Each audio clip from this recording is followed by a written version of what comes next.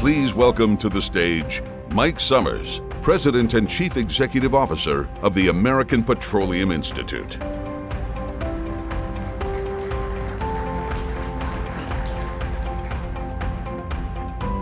Good morning. Thank you all for being here and welcome to the 2023 State of American Energy. API has held the State of American Energy for more than a dozen years. This is my fifth as President and CEO. In previous addresses, I've described America's energy advantage and the benefits of developing our resources and building our infrastructure to strengthen our nation. I outlined innovations enabling America to deliver reliable energy while leading the world in addressing our emissions challenge. And last January, as surge in demand was causing new pressure on global energy markets, I warned about what would happen when nations who depend on oil and natural gas from suppliers that prove unreliable and push agendas of their own. Weeks later, we saw that warning give way to reality. On February 24th, Russian tanks rolled in and missiles rained down over Ukraine. Overnight, Europe found itself on the losing side of a decades-long bet on Russian energy. Prior to the invasion, Russia supplied 40% of Europe's natural gas and over a quarter of its imported crude oil.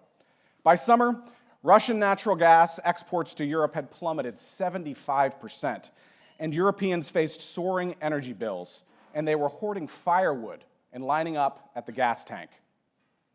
America got caught up in the crisis too.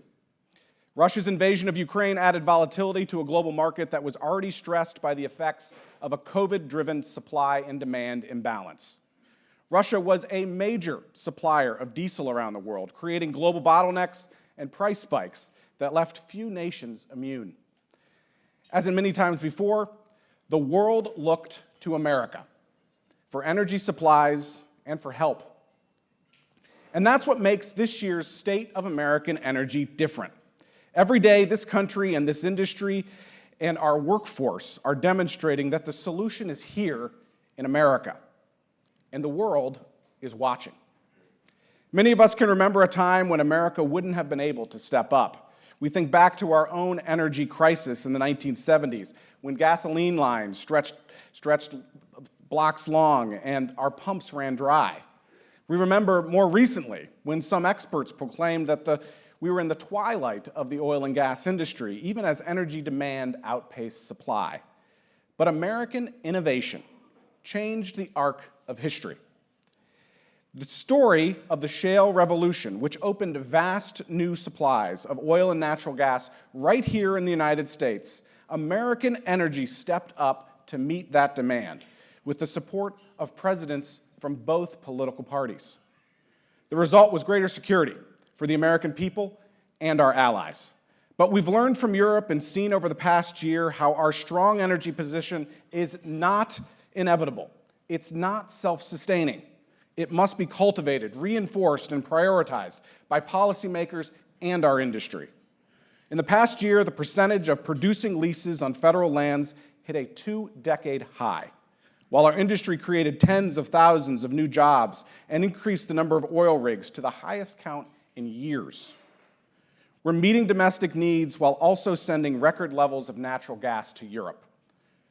Meanwhile, the Biden administration offered for lease the fewest acres in America for energy development since the end of World War II, and implored suppliers and other nations to ramp up their production to meet America's needs. Today, as the next Congress gets to work, we're presented with a new opportunity. Either Democrats and Republicans can renew the consensus that enables our great nation to help meet energy demand and tackle climate change, or we can continue down the path that helped lead us to this moment, limiting American energy and relying on unstable nations around the world. Our national security and the security of our allies is at stake.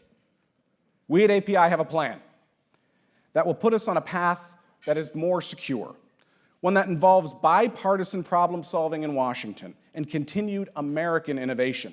We're optimistic about its prospects for a couple of reasons. First, some of the major energy accomplishments of the past were achieved in bipartisan fashion, from the Energy Policy Act of 2005 to lifting of the crude oil export ban in 2015. It won't be easy, but divided government gives us a real chance to build consensus around meaningful reform. Second, the American people overwhelmingly agree that this must be done. Nearly 9 in 10 American voters agree that we should be developing our own energy rather than be dependent on foreign suppliers. And nearly 3 out of 4 Americans recognize how critical natural gas and oil are to their energy future beyond even 2050. The state of American energy is strong and resilient. Production is up. Refiners are operating at peak levels, generating more product than ever before. And emissions are down as natural gas continues to replace coal and innovations abound. But we need policies to enhance the American energy supply chain, not hinder it. The state of American energy could be much stronger through bipartisan cooperation, a reversal of rhetoric from the administration, and serious policies that encourage investment and enable development. Throughout history, government and businesses have worked together to solve many problems, from challenges to public health to national security. Today, I want to present a blueprint for how we can further protect American energy from the challenges that we share together. It's a plan in 3 parts: make, move, and improve American energy. It all starts with make, because today's fundamentals are straightforward. We face a global supply crisis, and today, Americans are increasingly poised to suffer under the biggest imbalance between energy supply and demand in a generation. For the past 2 years, energy policy has been too much of not enough. Instead, America needs more of what's under our feet: more natural gas, more oil, more energy. The Biden administration and some leaders in Congress have gone out of their way to restrict production, unfortunately, leasing fewer acres for oil and natural gas than any administration since World War II, when demand was a fraction of what it is today. Delays in proposing a 5-year offshore leasing program, enabling the administration to halt further leases, and the government not holding a single quarterly sale for onshore energy development in 2021, even though sales are required by law. In 2022, in the thick of the European crisis, the administration held just a single round of sales. Add to this a barrage of negative rhetoric leveled at the American energy and fuel producers, and you're left with a coordinated undermining of the capabilities of the world's leading oil and natural gas producing nation. Even in the best of times, this would have been a challenging moment. But mix in a post-pandemic surge in demand and a war in Europe, and you get a global energy crisis. So how do we resolve it? Well, we won't resolve it by tapping into the nation's emergency petroleum reserve. That's a Band-Aid, it's not a cure. Remaining reserve capacity will not cover America's long-term energy needs, and we won't resolve it by asking other countries to produce more. We resolve it by acknowledging energy reality. Independent experts agree that global oil and natural gas demand will increase over the next 30 years, driven by an expanding middle class. In 2023 alone, demand is estimated to increase by 2.7 million barrels a day to more than 100 million barrels of oil used every single day in the world. That demand will be met one way or another. If America does not meet it, it will be met by countries that do not share our security interests, our environmental standards, or our values. The solution is right here in America. We just need to seize it. Now we need the Biden administration to join the consensus of the American people and every president of the modern era to open areas to offshore and onshore for safe and responsible energy development, to take steps to free up private investment. We're not asking for federal dollars. We're asking for private capital markets to operate freely. And it starts by reversing the rhetoric. If the government signals more support for American energy, it will boost investor confidence in future projects to unleash supplies and strengthen infrastructure. The next step of our plan is MOVE. More energy development counts for little if we can't get resources to where they're needed. That means new pipelines, natural gas terminals, and fuel infrastructure, and cutting the years it takes to bring them online. Today, it often takes more time to acquire a permit for a project than to build one. And even after you get the permit, litigation can go on for years and years. This hurts families, businesses, the environment, and our strategic partners around the world. Closer to home, in New England, natural gas costs up to 8 times more than it does in Appalachia, because government won't approve a pipeline to transport natural gas produced just south in the great state of Pennsylvania. In fact, many homes in Boston still use fuel oil or imported natural gas for heat because they lack access to cleaner American natural gas. That's the sad irony of blocking pipelines on environmental grounds.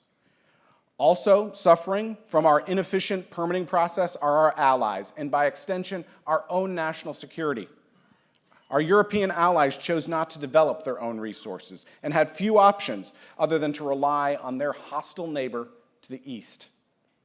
It takes the government years to approve new liquefied natural gas terminals. Now that Europe is in tremendous need, the White House wants the industry to flip a switch to increase our share of global supply. These are long-term investments, and it just doesn't work that way. Government needs to enable these investments in production, in transport, and in refining consistently over a period of years to deliver reliable energy here and around the world. That is why we need Congress to come together to reform permitting now. We know it can be done. Proposals in the Senate share the goal of a modernized infrastructure. You will hear later today from Representatives Cuellar, Fletcher, Peltola, as well as Chair Kathy McMorris Rodgers, who have been strong bipartisan leaders in this effort. They know it takes infrastructure to move energy to refineries that upgrade oil into products that we use every single day: plastics, tires, carpets, contact lenses, and more. Thousands of life's necessities, in other words. Both parties know the importance of getting permitting reform done. It's time to do it. Next up, as we make more energy and move it more efficiently, we're also improving how we do it. The objective is to get more energy with fewer emissions. But how do we get there? Adding new sources of energy helps, but pretending that we can simply replace oil and natural gas with wind and solar does a disservice to Americans and our allies, not to mention the environment that we all share. If we ignore skyrocketing global energy demand, countries that have little or no regard for the environment will be happy to meet that demand. And they'll meet it with sources like wood and coal and the higher emissions that go with it. And let's not forget that oil and natural gas are required to make and transport wind turbines, solar panels, and electric vehicles. Turning away from natural gas and oil isn't going to make these sources go away, but it will lead us into a deeper energy crisis. Isn't a better question, how can we reliably and affordably produce the energy the world needs at the lowest possible cost and cut emissions at the same time? We have some answers. It does not start with hefty subsidies or complex regulation, but with innovation. Look no further than the American ingenuity that powered the shale revolution and enabled more American natural gas. It ushered in a switch from coal to natural gas for electricity generation, and America lowered its emissions more than any climate policy has. In fact, between 2005 and 2020, America had the greatest emissions reductions of any country in the world, nearly as large as the combined reductions of the entire European Union. And we have innovation to thank. Our industry is leading the innovation race. API's Climate Action Framework, our industry's plan to tackle the climate challenge, details how we're doing it and what we can do next. Today, our industry is investing, innovating, and building a workforce around carbon capture, utilization, and storage technologies. We're also strengthening our energy production processes, which have lowered methane emissions intensity nearly 60% in the largest producing regions in the past decade. We're working every day to bring emissions down further. We formed the Environmental Partnership 5 years ago. It now represents more than 100 natural gas and oil companies. These companies have pioneered unprecedented collaboration around reducing methane emissions, including on flare management. Meanwhile, we also support the direct federal regulation of methane, and we're providing analysis to EPA as they finalize their methane rule. It's in everyone's interest to capture as much as possible, and smart regulations can enable this while we're encouraging ongoing innovation. But one thing is clear. Stifling the use of natural gas does not help, especially to achieve our shared goal of environmental protection. Is a policy that lower emissions in the United States but raises them abroad a sound environmental policy? The best thing that we can do for climate is to produce more of America's oil and natural gas and share our energy innovations around the world with our allies. One analysis found that if we were to replace the world's coal consumption with U.S. LNG, the emissions impact would be enormous, greater than that of electrifying every U.S. vehicle, putting solar panels on every U.S. home, and doubling our wind capacity combined. Producing and exporting more American energy helps the planet, our people, and our partners. I recently visited an offshore oil platform in the Gulf of Mexico. When my tour was over, one of the crew members, Jim, pulled me aside and said, "I know our industry gets disparaged sometimes, but I want you to know that I'm proud of what I do here. We're making the energy that America needs." Workers like Jim have, of course, done a lot already, and they want to do even more. Our job as innovators, as policymakers, as Americans, is to empower them to do it. If we don't, we're asking for instability. Just imagine what our world would look like today if previous administrations had not fostered American energy development. How would we fare in the current state of play if the United States were producing just 7 million barrels of oil a day, as we did in 2010, compared to the 12 million barrels a day that we're producing now? Supply would be lower, and our security would be far weaker. Not only would we be unable to help Europe, but we would be in the exact same vulnerable position, just as reliant on foreign powers. We've seen it across the Atlantic this year. When your adversaries control your energy, they can weaponize it. That's not just a risk for America, but for the entire free world. It's better to learn that lesson now rather than later. Because if America fails to be an energy leader, who else in the West will take our place? Who else will forestall a security crisis? And who else will lead the movement toward cleaner production and energy innovation? No other country will. It must be, and it has to be, the United States of America. And that requires our leaders recommitting now to America's role as a global energy leader, because our energy security posture is not automatic. It's not self-sustaining.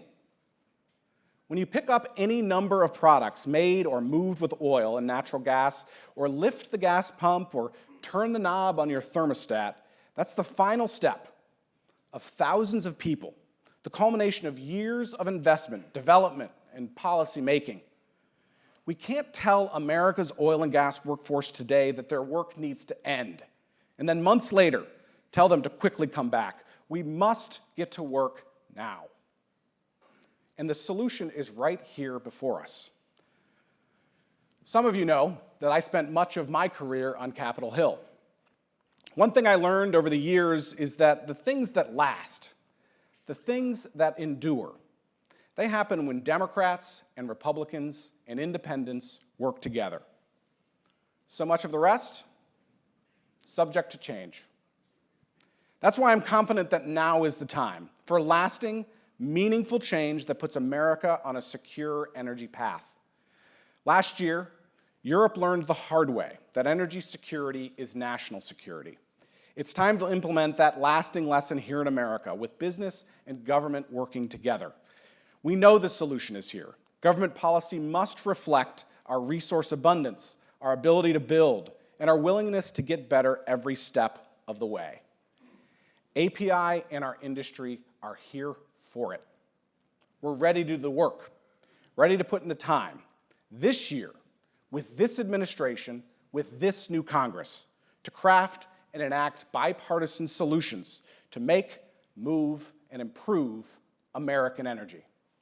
I hope you'll join us. Thank you.